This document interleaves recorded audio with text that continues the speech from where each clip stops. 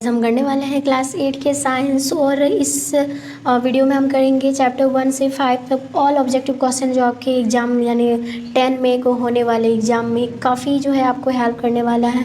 और मैं बता दूं ये जो क्वेश्चंस मैं आपको बताने वाली हूँ चैप्टर वाइज ये आपके सिलेबस यानी 2022 के सिलेबस से कंफर्म जो है कि सिलेबस के आधार पर ही दिया जा रहा है। तो इस तरह के और भी वीडियोस पाना है तो डिस्क्रिप्शन में इसका लिंक दे दूँगी, वहाँ से देख लीजिएगा। और भी जानकारी चाहिए तो चैनल को सब्सक्राइब करना है, अगर आप नए हो तो लाइक शेयर करना तो ना भूलें। ठीक है गाइस, तो चलिए हम शुरुआत कर रहे हैं पहला चैप्टर से यानी फर्स्ट चैप्टर कोशिका यानी सेल से हम 5 चैप्टर तक करेंगे आज इसी वीडियो में। ओके, तो चलिए यहाँ पर शुरुआत करते हैं कोशिका यानी सेल। और इसमें से सबसे पहले आपने पढ़ाई होगा तो हमें ऑब्जेक्टिव से करना है। तो पहला क्वेश्चन है कोशिका की खोज किसने किया था। तो मैं बता दूं सबसे पहले कोशिका की खोज जो है रॉबर्ट हुक ने 1665 ईस्वी को किया था। ठीक है, कॉर्क में ये मतलब पेड़ के कॉर्क में मरा हुआ कोशिका को खोजा था। ठीक है, और आगे क्वेश्चन है कोशिका की खोज कब हुई थी। तो अभी हमने देखा 1665 ईस्वी को कोशिका की खोज हुई थी। नेक्स्ट और थर्ड नंबर क्वेश्चन जो है गाइस ये काफ़ी बार पूछा गया है, मॉडल में भी आपको पूछा है। तो थर्ड नंबर क्वेश्चन बिल्कुल रट लीजिएगा। यहाँ पर बोला जीव की सूक्ष्मतम मूलभूत इकाई यानी कि संरचनात्मक इकाई क्या है। तो आंसर हो जाएगा ये भी क्या है, कोशिका है। ठीक है, और नेक्स्ट क्वेश्चन है सजीव के शरीर की संरचनात्मक व क्रियात्मक इकाई क्या है। तो ये भी आपका कोशिका ही होगा, यानी फर्स्ट आंसर सही होगा। नेक्स्ट क्वेश्चन है जंतु कोशिका में क्या अनुपस्थित होता है यानी क्या नहीं पाया जाता है। तो आंसर हो जाएगा कोशिका भित्ति, क्योंकि कोशिका भित्ति केवल और केवल पादप कोशिका में पाया जाता है। जो पादप के सबसे बाहरी यानी कोशिका के सबसे बाहरी क्षेत्र में पाया जाता है उसको कोशिका भित्ति कहते हैं, और ये जंतु में नहीं पाया जाता है। नेक्स्ट क्वेश्चन है सबसे छोटी एक कोशिका जीव कौन सी है। तो मैं बता दूं सबसे छोटी कोशिका जीव जो है वो माइकोप्लाज्मा है। और मैं बता दूं सबसे बड़ी कोशिका जो है ये एक कोशिका जीव में से माइकोप्लाज्मा होगा। ठीक है, सबसे छोटी। और नेक्स्ट क्वेश्चन है कोशिका द्रव के बीच खाली संरचना होती है उसे क्या कहते हैं। कोशिका झिल्ली, कोशिका भित्ति, केंद्रक या रिक्तिका। तो मैं बता दूं यहाँ पर कोशिका में कोशिका द्रव्य और कोशिका द्रव्य के बीच में जो पाया जाता है खाली जगह उसको कहा जाता है रिक्तिका।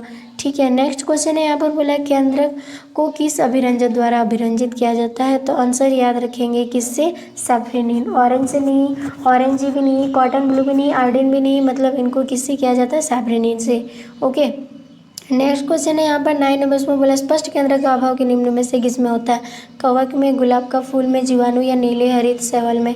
तो आंसर हो जाएगा जीवाणु में। और गैस मैं आपको बता रही हूँ 110% शेयर हूँ।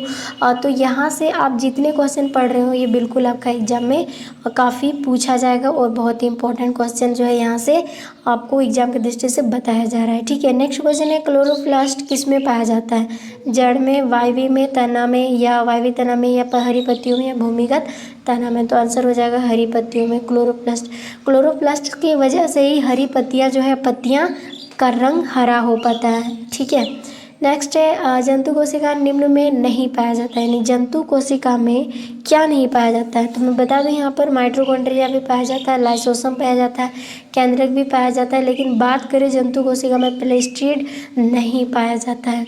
ठीक है, और नेक्स्ट क्वेश्चन है कोशिका का ऊर्जा संयंत्रण किससे कहते हैं, ऊर्जा घर किसको कहा जाता है। तो आंसर हो जाएगा माइटोकॉन्ड्रिया को कोशिका का ऊर्जा संयंत्रण कहा जाता है। नेक्स्ट पादप कोशिका में नहीं पाया जाता है, यानी पादप कोशिका में क्या नहीं पाया जाता है। देखिए प्लेस्टिड जंतु कोशिका में नहीं पाया जाता तो पादप कोशिका में पाया जाता है। माइटोकॉन्ड्रिया दोनों में पाया जाता है, हरित लावा केवल पादप कोशिका में पाया जाता है। लेकिन अगर मैं बात करूँ लाइसोसोम जो है ये पादप कोशिका में नहीं पाया जाता है, तो हमारा आंसर हो जाएगा जो पादप कोशिका में नहीं पाया जाता है वो लाइसोसोम हो जाएगा। नेक्स्ट क्वेश्चन है गाइस यहाँ पर बोला कोशिका में गुणसूत्र कहाँ उपस्थित होती है। तो आंसर हो जाएगा कोशिका में जो गुणसूत्र है वो केंद्रक में बिल्कुल उपस्थित होते हैं। तो हमारा आंसर फर्स्ट नंबर सही होगा। नेक्स्ट कोशिका के किस भाग में कोशिकांग पाए जाते हैं। कोशिकांग यानी कोशिका का जो अंग होते हैं वो किस में पाया जाता है। तो आंसर हो जाएगा कोशिका द्रव्य, यानी केंद्र और कोशिका झिल्ली के बीच जो पाया जाता है ये खाली जगह उसी को कहा जाता है कोशिका द्रव्य, और यहीं पे कोशिकांग भी पाया जाता है। नेक्स्ट क्वेश्चन है यहाँ पर हमें बोला 16 में से बोला निम्न में कौन पादप अभिरंजक है। सेवल, सैफरनिन केंद्रक या कोशिका द्रव्य, तो आंसर हो जाएगा सैफरनिन एक पादप अभिरंजक है। ठीक है, नेक्स्ट क्वेश्चन है यहाँ पर 17 नंबर यानी 17 में बोला है कोशिका कितने प्रकार के होते हैं, तो कोशिका 2 प्रकार के होते हैं, पादप कोशिका और जंतु कोशिका। ठीक है, नेक्स्ट क्वेश्चन है 18 नंबर में बोला एक जेली जैसे पदार्थ जो कोशिका में पाया जाता है उसे क्या कहा जाता है, तो आंसर हो जाएगा उसे कोशिका द्रव्य पाया जाता है, तो कोशिका में जेली जैसा पाया जाता है। ठीक है, नेक्स्ट क्वेश्चन है यहाँ पर बोला है कि सजीव में अनुवांशिक गुणों का वाहक है, तो वो आंसर क्या हो जाएगा जीन। ये सजीवों में अनुवांशिक गुणों का वाहक होता है, तो उसको हम लोग कहते हैं जीन। नेक्स्ट क्वेश्चन है निम्न में से किस कोशिकांग को आत्महत्या की थैली भी कहा जाता है, तो आंसर हो जाएगा लाइसोसोम को आत्महत्या की थैली भी कहा जाता है। ओके, तो हमने फर्स्ट क्वेश्चन का 20 मतलब कि फर्स्ट चैप्टर का चैप्टर नंबर फर्स्ट का हमने 20 में 20 क्वेश्चन कर लिया, और इससे बाहर आपको एक भी क्वेश्चन नहीं पूछेगा चैप्टर नंबर फर्स्ट यानी सेल कोशिका से। ओके, अब चैप्टर नंबर 2 पर शिफ्ट हो जाते हैं।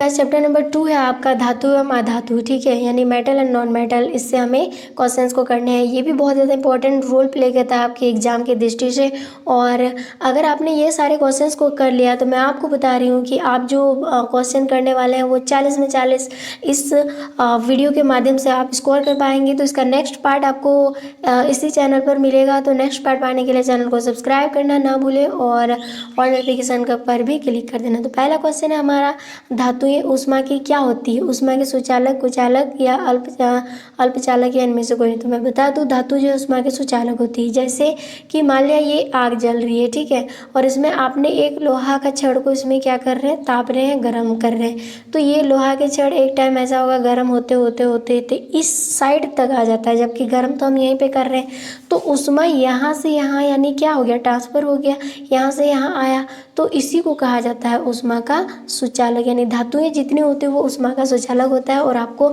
अच्छी तरह से मालूम है धातु और अधातु किसको कहते हैं। ठीक है, और नेक्स्ट क्वेश्चन है अधातुएं ऊष्मा एवं विद्युत का क्या होता है, ऊष्मा एवं विद्युत का क्या होगा, कुचालक होगा। क्यों, क्योंकि मान के चलिए ये मान लिया प्लास्टिक का एक लकड़ी है, मान लिया जो भी है टुकड़ा है, और इसको हम क्या कर रहे हैं, इधर हम जला रहे हैं, ठीक है, जला रहे हैं, तो इस साइड तो नहीं ना घटे, नहीं ना गर्म होगा, मतलब ऊष्मा का क्या हो गया, कुचालक हो गया। दूसरी बात करते हैं विद्युत का कुचालक। विद्युत का इसीलिए कुचालक होता है, मान के चलिए ये क्या है, इधर प्लास्टिक का क्या है लगा हुआ है, और इसको हम क्या कर रहे हैं, बिजली के तार से इसको मतलब कि कनेक्ट कर रहे हैं, तो यहाँ पर हम देख पाएंगे कि ये करंट जो है नहीं दौड़ पाएगा, इसीलिए हम कह सकते हैं कि अधातुएं जो ऊष्मा और विद्युत का कुचालक होगा, ये हमारा आंसर होगा। ठीक है, नेक्स्ट क्वेश्चन है यहाँ पर बोला है धातुएं सामान्यतः किस रंग की होती है, तो धातुएं जो है सामान्यतः आपको भूरा रंग के नजर आएंगे, चाहे कुछ भी है धातु। ओके, सामान्यतः आपको धातु जो है भूरे रंग के नजर आएंगे। नेक्स्ट क्वेश्चन है एक अधातु जिसमें चमक होती है, अधातु में ना तो चमक होता है ना तो कठोर होता है, ठीक है, कठोर होता है लेकिन ना चमक होता है, ना विद्युत और ऊष्मा का सुचालक होता है, बल्कि वो कुचालक होता है। लेकिन एक ऐसा अधातु है जो चमक होता, जिनमें चमक होता है, कोयला नहीं, सल्फर भी नहीं, ब्रोमीन भी नहीं, लेकिन आयोडीन यानी आयोडीन क्या होता है, चमकता है, तो ये हमारा आंसर हो जाएगा। नेक्स्ट क्वेश्चन है क्वेश्चन में बोला एक उच्च आघातवाधर्य धातु जिसका उपयोग खाद्य पदार्थ को पैक करने में किया जाता है, उसको क्या कहा जाता है, एल्यूमिनियम, सोडियम, लिथियम या सोना, तो आंसर हो जाएगा एल्यूमिनियम। जो खाद्य पदार्थों को पैकेज किया जाता है तो एल्यूमिनियम में। ठीक है, और नेक्स्ट क्वेश्चन है यहाँ पर बोला कमरे के ताप पर द्रवावस्था में रहने वाले अधातु है बट द्रव अवस्था में पाया जाएगा, वो भी कमरे के तापमान पर, कमरे का जितना ताप है उस जितना टेम्परेचर है उस पर वो पानी की तरह हो जाएगा, तो वो आंसर हो जाएगा ब्रोमीन। ओके, याद रखिए। नेक्स्ट क्वेश्चन है गाइस यहाँ पर बोला एक अधातु का नाम बताया जो कठोर अवस्था में होता है। देखिए अधातु जो है वो जनरली नॉर्मल अवस्था में होता है, लेकिन एक ऐसा अधातु है जो सबसे कठोर होता है दुनिया का, तो वो क्या कहलाएगा, हीरा। ठीक है, चांदी भी उतना कठोर नहीं होता, सोना भी, और जैसे सोना और चांदी तो है ही नहीं अधातु, बस कार्बन है और हीरा है, तो इसमें से हीरा सबसे कठोर होगा। ओके, एंड नेक्स्ट क्वेश्चन यहाँ पर बोला है कि निम्नलिखित में से कौन धातु नहीं है, इनमें से धातु नहीं को चुनना। तांबा धातु है, क्योंकि आप बिजली में उनको देखिए, बिजली के तार में उपयोग किया जाता है, ठीक है, तो ये धातु है, और एल्यूमिनियम भी धातु है, लोहा भी धातु है, लेकिन सल्फर धातु नहीं है, तो ये हमारा आंसर हो जाएगा थर्ड नंबर। नेक्स्ट है 9 नंबर क्वेश्चन, इसमें अधिक सक्रिय धातु क्या है, कार्बन, फास्फोरस, सल्फर या कोई नहीं, तो आंसर हो जाएगा फास्फोरस यानी P4। ये क्या है, एक सक्रिय धातु है। ठीक है, नेक्स्ट क्वेश्चन है, जैसे यहाँ पर बोला वह कौन सा अधातु है जो विद्युत का सुचालक है, विद्युत को ट्रांसफर करता है, लेकिन वो अधातु है और हम जानते हैं अधातु जनरली विद्युत का कुचालक होता है। लेकिन इसमें हम बात करेंगे ग्रेफाइट एक ऐसा अधातु है जो विद्युत का भी ट्रांसफर कर सकता है यानी कि सुचालक कर सकता है। ठीक है, नेक्स्ट क्वेश्चन है, निम्न में से कौन धातु धातु है जो द्रवावस्था में पाया जाता है। लेकिन धातु तो हम जानते हैं ठोस अवस्था में पाया जाता है, बट पारा एक ऐसा धातु है, अपवाद में आएगा, जो कमरे के टेम्परेचर पर वो लिक्विड फॉर्म में रहता है। ठीक है, नेक्स्ट है, विद्यालय में बजने वाले घंटी किस धातु की बनी होती है, तो आंसर हो जाएगा तांबा। आपने अपने विद्यालय में देखे होंगे, ठीक है, जो घंटी बजती है वो वाला। नेक्स्ट है, कौन सी धातु किस विद्युत की सबसे अच्छी चालक होती है, कौन सी धातु, तो आंसर हो जाएगा चांदी। विद्युत के लिए सबसे ज़्यादा जो अच्छी चालक का काम आती है वो है चांदी, बट चांदी थोड़ा महंगा है, इसीलिए चांदी की जगह तांबा का उपयोग किया जाता है विद्युत ये में, मतलब वायर में। ठीक है, नेक्स्ट क्वेश्चन है, कौन सी मुलायम धातु को चाकू से काटा जा सकता है, चांदी नहीं, पारा तो वैसे भी वो तो यही हुआ है, मतलब लिक्विड अवस्था में है, सोना को भी नहीं, लेकिन सोडियम यानी नमक को आराम से चाकू से काटा जा सकता है, एक तरह से आप मान लेंगे। ठीक है, नेक्स्ट क्वेश्चन है, निम्न में से किसको पीटकर पतली चादरों में परिवर्तित किया जा सकता है, पीट कर पतले चादर में उसको बदल सकते हैं, तो क्या हो जाएगा आंसर, जास्ता।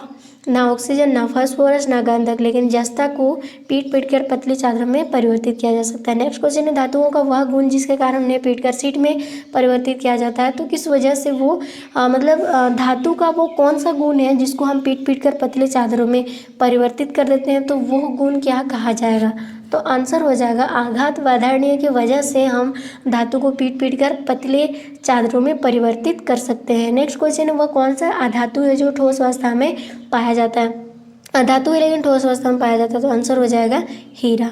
ठीक है, नेक्स्ट क्वेश्चन है, यहाँ पर बोला धातुओं के किस गुण के कारण उनके तार खींचे जा सकते हैं, तो मैं बता दूँ धातुओं के उस गुण के कारण वो तार में खींचे जा सकते हैं पतली तार में, तो वो गुण है लचीलापन या तन्यता। आपने तांबे के तार को देखा, एकदम धागे के समान होता है, तो वो किस वजह से इतना पतला में खींचा गया है, तो आंसर हो जाएगा लचीलापन, या उसी को तन्यता भी कहा जाता है। ठीक है, नेक्स्ट क्वेश्चन है, धातुएं सामान्यतः ठोस अवस्था में होते हैं, निम्नलिखित में से कौन सा धातु कमरे के तापक्रम पर द्रव अवस्था में पाया जाता है, तो बता दो धातुएं सामान्यतः ठोस होता है, लेकिन इनमें से कौन सा ऐसा धातु है जो कमरे के टेम्परेचर पर द्रव अवस्था में पाया जाता है, तो आंसर हो जाएगा मरकरी, जिसको पारा कहते हैं। ठीक है, और नेक्स्ट क्वेश्चन है 20 नंबर में बोला इनमें से कौन ठंडे जल के साथ तेजी से अभिक्रिया कर लेती है, कार्बन नहीं, सोडियम, तो आंसर हो जाएगा हमारा सोडियम ठंडे जल के साथ आराम से, मतलब जल्दी से अभिक्रिया करके घुल मिल जाती है। नंबर 3 पर जो सूक्ष्म जीव से संबंधित है, और इसमें हम समझेंगे कि कौन कौन सा ऑब्जेक्टिव क्वेश्चन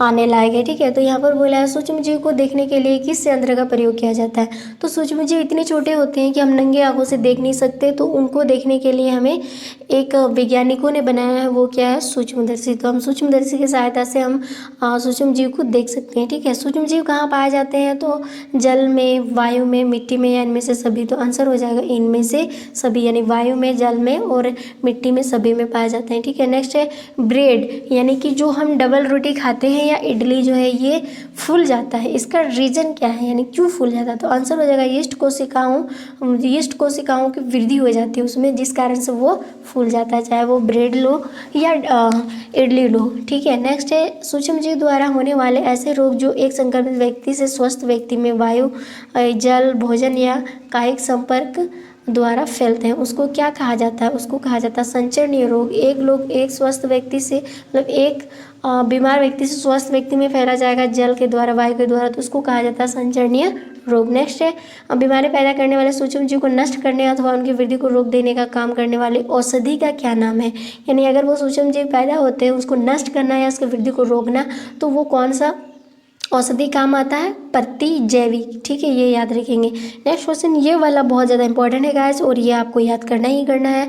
यहाँ पर जैसे बोला अलेक्जेंडर फ्लेमिंग ने 1928 में किस पहले प्रतिजैविक की खोज की थी, यानी अलेक्जेंडर फ्लेमिंग जो 1928 में कौन सा प्रतिजैविक की खोज करा था, तो आंसर हो जाएगा पेनिसिलिन की सबसे पहले खोज की गई थी प्रतिजैविक में। नेक्स्ट है पोलियो का कारक, यानी पोलियो का कारक क्या है, तो ये एक वायरस है।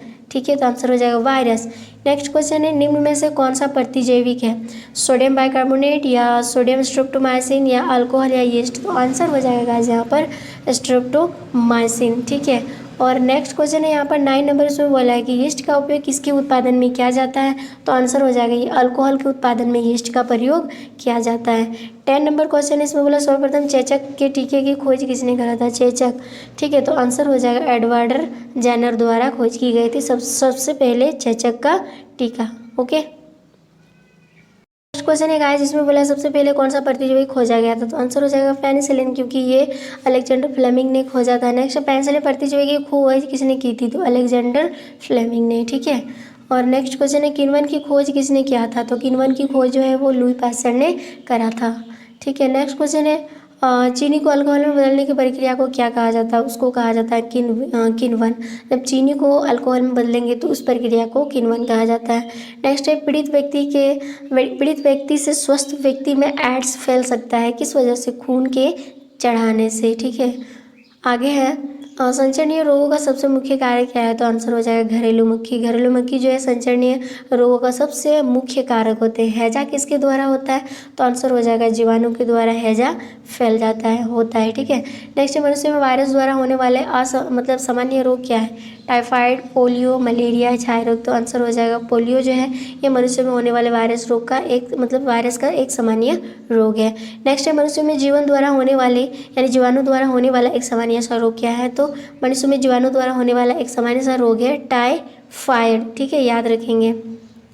नेक्स्ट क्वेश्चन है, मलेरिया रोग किस जीव के काटने से होता है? तो मलेरिया रोग जो होता है वो मच्छर के काटने से हो जाता है, ठीक है। नेक्स्ट क्वेश्चन है, मलेरिया परजीवी का वाहक है? आंसर हो जाएगा मादा एनोफिलिस। मच्छर जो है मलेरिया परजीवी का वाहक होता है। ओके, नेक्स्ट क्वेश्चन है गाइस, इसमें बोला है दूध को दही में परिवर्तन करने वाले सूक्ष्म जीव को क्या कहा जाता है? तो आंसर हो जाएगा लैक्टोबैसिलस जो है दूध को दही में बदल देता है, ठीक है।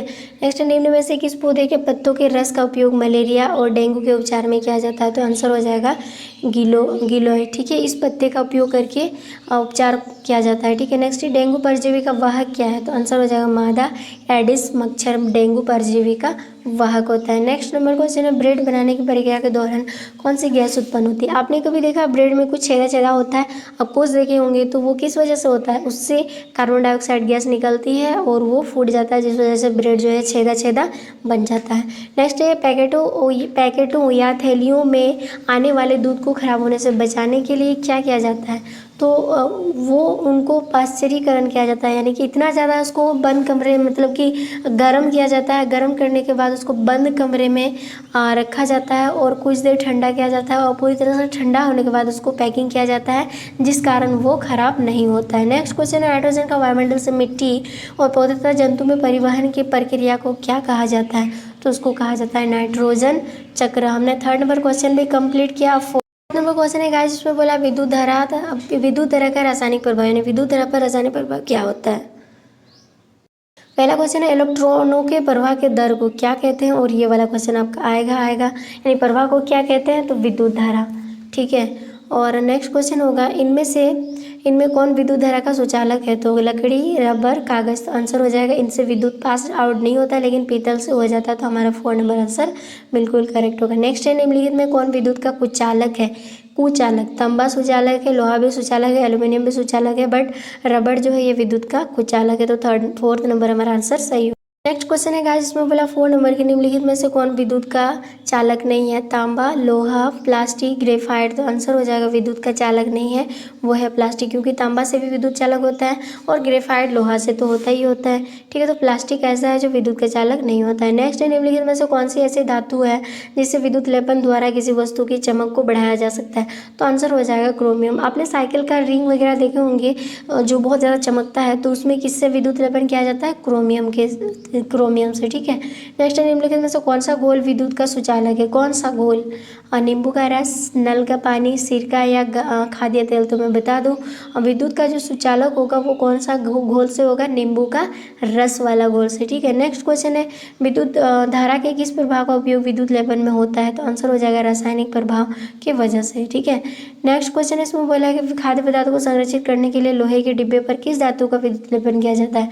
अगर खाद्य पदार्थ को सुरक्षित रखना है तो लोहे के डिब्बे पर टीन का विद्युत लेपन किया जाता है ताकि खाद्य पदार्थ सुरक्षित रहे। ठीक है, नेक्स्ट है लोहे के पुलों को जंग से बचाने के लिए किस धातु का विद्युत लेपन किया जाता है? तो आंसर हो जाएगा जिंक, क्योंकि आपने कभी लोहा को देखा है और धीरे धीरे वो खराब होता है, इसलिए इसको विद्युत लेपन किया जाता है, तो वो किससे? जिंक से। ओके, नेक्स्ट विद्युत धारा की सहायता से किसी धातु की सतह पर इच्छित धातु पर परत निक्षेपित करने की प्रक्रिया को क्या कहा जाता है? तो आंसर हो जाएगा उसको विद्युत लेपन कहा जाता है। नेक्स्ट विद्युत धारा का उत्पन्न करता है, यानी विद्युत धारा उत्पन्न करता है किस में? तो आंसर हो जाएगा उसमें चुंबकीय और रासायनिक प्रभाव में जो है विद्युत धारा उत्पन्न करती है। नेक्स्ट क्वेश्चन है 12 नंबर में बोला निम्नलिखित में से कौन सा पदार्थ विद्युत का हीन चालक है? तो मैं बता दूं नींबू भी क्या है? विद्युत का चालक है, साबुन भी, सिरका भी, लेकिन मैं बता दूं यहाँ पर अशुद्ध जल ऐसा है जो हीन चालक है विद्युत का। ठीक है, और नेक्स्ट क्वेश्चन है 13 नंबर में बोला जब चालक विलयन में विद्युत धारा प्रवाहित की जाती है तब विलयन के रंग में परिवर्तन होता है, यह संकेत क्या करता है? तो आंसर हो जाएगा यह विद्युत धारा के रासायनिक प्रभाव का हमें संकेत देता है। ठीक है, नेक्स्ट क्वेश्चन है यहाँ पर बिजली मिस्त्री हाथ में रबड़ के दस्ताने पहनकर काम करते हैं क्यों? तो क्यों काम करते हैं रबड़ का ये दस्ताना पहनकर? तो आंसर हो जाएगा हाथ में बिजली का झटका नहीं लगे, इसीलिए वो रबड़ का दस्ताना पहनकर काम करते। चैप्टर का 15 नंबर क्वेश्चन है, इसमें बोला है कि साइकिल के हैंडल तथा पहिए की रिंग को चमकदार बनाने के लिए किस धातु का विद्युत लेपन किया जाता है? तो अभी भी हमने अगले क्वेश्चन में इसका डिस्कस किया था, तो वो किसका? क्रोमियम का किया जाता है। गाइस, तो हमने 4 नंबर तक किया, 4 चैप्टर तक। अब हम करने वाले हैं 5 चैप्टर यानी किशोरावस्था की ओर, और ये आपका बायोलॉजी है यानी कि जीव विज्ञान पार्ट है।